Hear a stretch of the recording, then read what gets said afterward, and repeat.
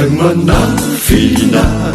ny fahotany tsy ambinina izay mitsotra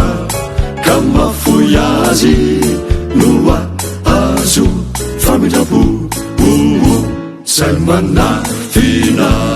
ny fahotany tsy ambinina izay mitsotra ka mafoy azy no azo famindrapo Tompoty mpamindrafo sy miatra tony fiantrany ray ny zanany no iantrany izay matahotra azy no iantrany izay matahotra azy tsoryany ny otana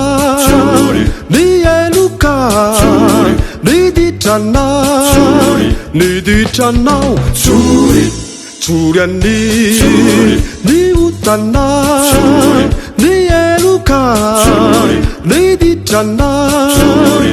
ditranao tsory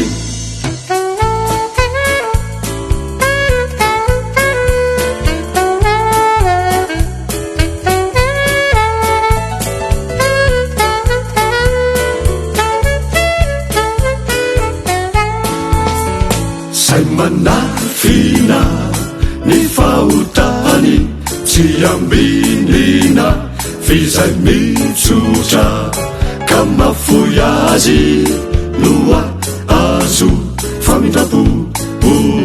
zay manafina ny fahotany tsy ambinina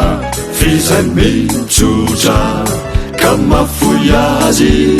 no azo famindrapo Jesosy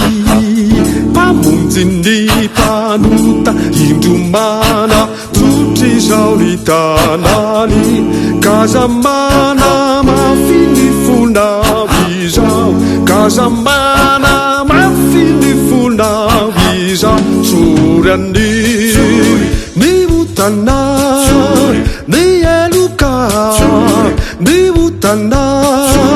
ny ditranao tsoryany ny otana ny eloka